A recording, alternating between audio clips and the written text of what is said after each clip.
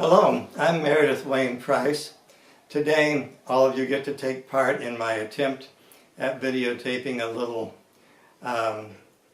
piece about my book, Gretel's Cross.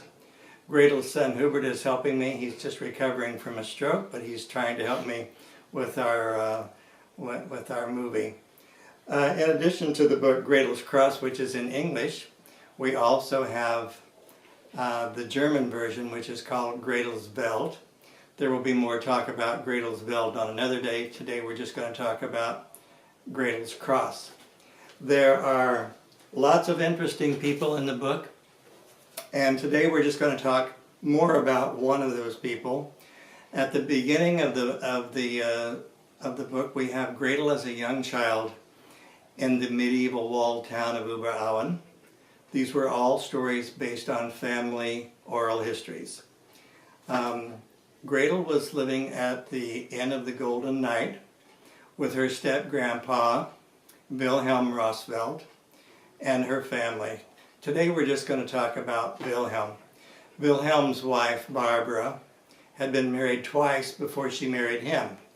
And by the time she married him and they had their children, she had had something like 11 or 12 children. But today we're just going to read about Wilhelm and Gretel watching Wilhelm. So if you happen to already have the book, you can look on page 17. And at the bottom of page 17 we have a photograph of a man, which you may or may not be able to see. The man in the photograph is Dominikus Vi, who was Barbara's second husband and Gretel's grandpa. So I'm going to read for you on page 17.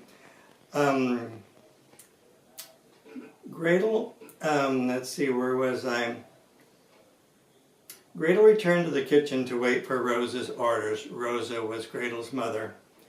While standing at the kitchen window and squirming to a tune she had in her head, Gretel noticed her step-grandpa, Wilhelm Roosevelt, resting in the Franconian sun.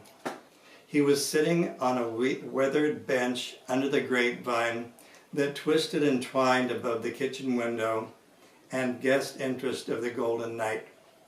Wilhelm dug around in the pockets of his bloody butcher's apron for some matches to light his pipe. Gretel watched Grandpa with interest, but she couldn't guess his private thoughts. It had been a long, tiring, and dirty morning of butchering a steer. Even though he had done it hundreds of times, it was not pleasant. He struck the matches one by one until he was able to light his pipe, then leaned back in the warm sunshine to watch the smoke rise. "Thank you, dear Lord," Wilhelm prayed aloud, "for a few minutes of peace and quiet. Amen." Keeping his eyes closed, he daydreamed about his deceased wife.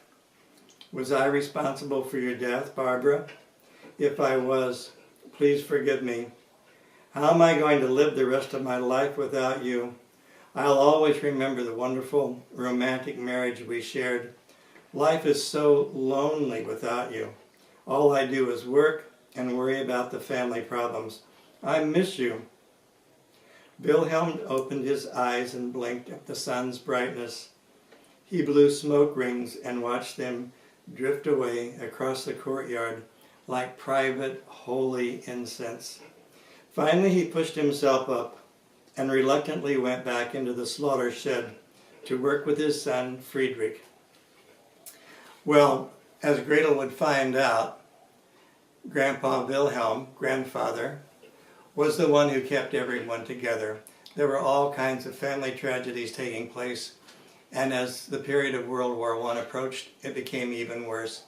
So, if we're lucky, I'm going to be able to show you a photograph as part of this story where Hubert, Gretel's son, is reenacting Wilhelm sitting under the grapevine, because the grapevine and the inn are real places and they're mentioned several times.